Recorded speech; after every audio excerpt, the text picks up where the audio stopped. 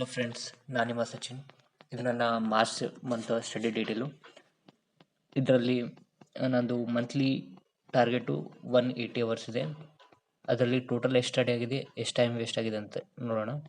First monthly ಇಲ್ಲಿ ನಂದು 41 hours total study ಆಗಿದೆ. ಟೋಟಲ್ 143 ಅವರ್ಸ್ ಟೈಮ್ ವೇಸ್ಟ್ ಆಗಿದೆ. ಅಂದರೆ ಈ ಮಂತಲ್ಲಿ ಮ್ಯಾಕ್ಸಿಮಮ್ ನಾನು ಸ್ಟಡಿ ಮಾಡಿಲ್ಲ. ರಿಮೈನಿಂಗ್ 11 ಡೇಸ್ ಸ್ಟಡಿ ಆಗಿಲ್ಲ ನಂದು.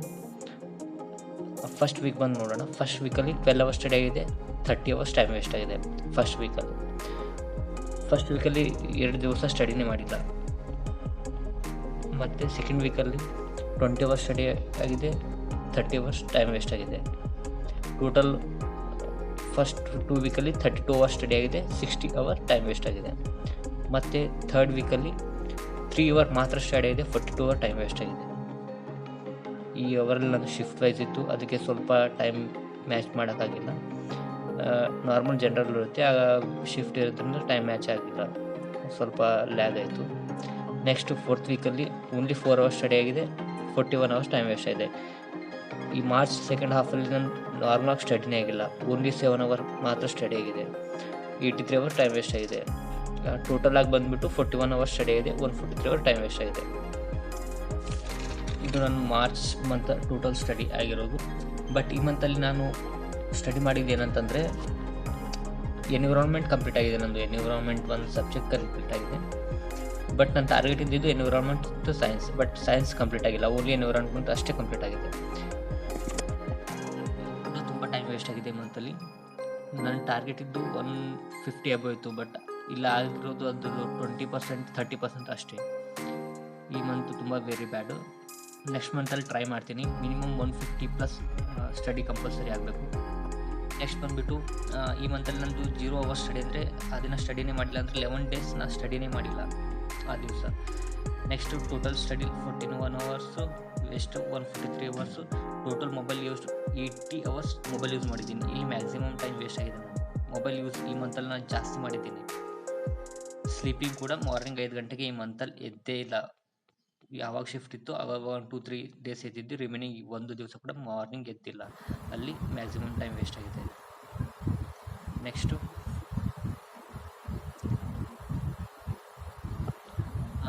ನೀವು ಕೂಡ ಏನಾದರೂ ಈ ಥರ ಟೈಮ್ ವೇಸ್ಟ್ ಆಗ್ತಿದ್ರೆ, ನೀವು ಕೂಡ ಈ ಥರ ಡೈಲಿ ರೂಟಿದ್ರೆ ಗೊತ್ತಾಗುತ್ತೆ ಎಷ್ಟೆಷ್ಟು ಟೈಮ್ ವೇಸ್ಟ್ ಆಗುತ್ತೆ ಅಂತ. ಅದರಿಂದ ನೀವು ಕೂಡ ಕಂಪಲ್ಸರಿ ಡೈಲಿಯಾಗಿ ಈ ಥರ ಡೈರಿ ಮೇಂಟೈನ್ ಮಾಡಿ.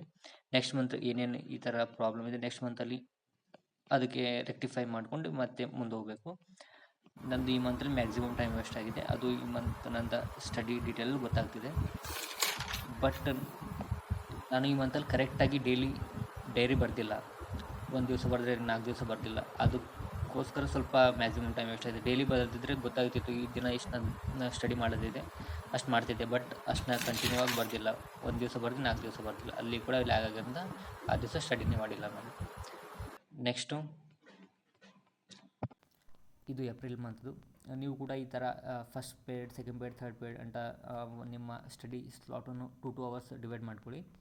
ಮಿನಿಮಮ್ 6 ಅವರ್ಸ್ ಸ್ಟಡಿ ಮಾಡಿ. ಇದು ಕಾಂಪಿಟೇಟಿವ್ ಎಕ್ಸಾಮ್ ಹೋಗ್ತಿರೋ ಮಿನಿಮಮ್ 6 ಅವರ್ಸ್ ಸ್ಟಡಿ ರಿಕ್ವೈರ್ಡ್ ಇದೆ. ನಾನು ಜಾಬ್ಗೆ ಹೋಗ್ತಾ ಇರೋದ್ರಿಂದ ಮಿನಿಮಮ್ 6 ಅವರ್ಸ್ ಸ್ಟಡಿ ಮಾಡ್ತೀನಿ. ನೀವು ಕಂಟಿನ್ಯೂಸ್ ಆಗಿ ಸ್ಟಡಿ ಮಾಡೋದಿದ್ರೆ 8-9 ಅವರ್ಸ್ ಸ್ಟಡಿ ಮಾಡಿ. ಮಿನಿಮಮ್ 6 ಅವರ್ಸ್ ಸ್ಲೀಪ್ ಮಾಡಿ. ಮ್ಯಾಕ್ಸಿಮಮ್ ಏನು ರಿಕ್ವೈರ್ಡ್ ಇಲ್ಲ, ಮಿನಿಮಮ್ 6 ಅವರ್ಸ್ ಸ್ಲೀಪ್ ಮಾಡಿ. ರಿಮೈನಿಂಗ್ ಸ್ಟಡಿ ಕೊಡಿ. ಮತ್ತು ಔಟ್ ಸೈಡ್ ಇದ್ದರೆ ಒಂದು ಸ್ವಲ್ಪ ಟೈಮ್ ಸ್ಪೆಂಡ್ ಮಾಡಿ. ಎಕ್ಸಸೈಸ್ ಮಾಡಿ 1/2 ಅವರು. ಕನ್ಸಿಸ್ಟೆಂಟ್ ಆಗಿರಿ, ಡೆಡಿಕೇಟಾಗಿ ವರ್ಕ್ ಮಾಡಿ. ಮೊಬೈಲ್ ಯೂಸ್ ಸ್ವಲ್ಪ ಕಡಿಮೆ ಮಾಡಿ. ರೆಗ್ಯುಲರಾಗಿ ಕನ್ಸಿಸ್ಟೆಂಟಾಗಿ ಮೇಂಟೈನ್ ಮಾಡಿ. ಮಿನಿಮಮ್ 6 ಅವರ್ಸು ಆದರೆ ಮಾತ್ರ ಸಿಲೆಬಸ್ ಕವರ್ ಆಗುತ್ತೆ, ಇಲ್ಲಾಂತಂದರೆ ಸಿಲೆಬಸ್ ಕವರ್ ಆಗೋಲ್ಲ. ಅದನ್ನ ಮಿನಿಮಮ್ 6 ಅವರ್ಸ್ ಕಂಪಲ್ಸರಿ ಓದಿ.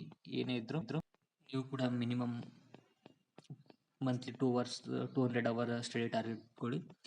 ಮಂತ್ಲಿ 2 ಸಬ್ಜೆಕ್ಟ್ ಕವರ್ ಆಗೋ ಥರ ಪ್ಲ್ಯಾನ್ ಮಾಡ್ಕೊಂಡು ಸ್ಟಡಿ ಮಾಡಿ. ರೆಗ್ಯುಲರ್ ಸ್ಟಡಿ ಇದ್ದರೆ ಮಾತ್ರ ಕಾಂಪಿಟೇಟಿವ್ ಎಕ್ಸಾಮಲ್ಲಿ ಪಾಸ್ ಮಾಡೋ ಸಾಧ್ಯ, ಇಲ್ಲಾಂದರೆ ಡಿಫಿಕಲ್ಟಿ ಆಗುತ್ತೆ. ನೆಕ್ಸ್ಟ್ ಇವಾಗ ತುಂಬ ನೋಟಿಫಿಕೇಷನ್ ಇವೆ. ನಾನು ಈ ಇಯರಲ್ಲಿ ಇನ್ನೂ ಯಾವುದೂ ಕೂಡ ಜನವರಿಯಲ್ಲಿ ಒಂದು ಎಕ್ಸಾಮ್ ಬರೆದಿದ್ದೆ KA, ಆಮೇಲೆ ಯಾವುದೂ ಬರೆದಿಲ್ಲ. ಮುಂದೆ ನೋಟಿಫಿಕೇಷನ್ಸ್ ಜಾಸ್ತಿ ಬರುತ್ತೆ, ಅದರಿಂದ ರೆಗ್ಯುಲರಾಗಿ ಸ್ಟಡಿ ಮಾಡಿ. ನಾನು ಕೂಡ ಈ ಥರ ಸ್ಟಡಿ ಮಾಡ್ತೀನಿ. ನೀವು ಕೂಡ ನಿಮ್ಮ ಸ್ಟಡಿ ಮಾಡಿ. ಸಕ್ಸಸ್ ಸಿಗುತ್ತೆ. Thank you. ಮತ್ತೆ ನೆಕ್ಸ್ಟ್ ವಿಡಿಯೋಲಿ ಸಿಗೋಣ. Thank you.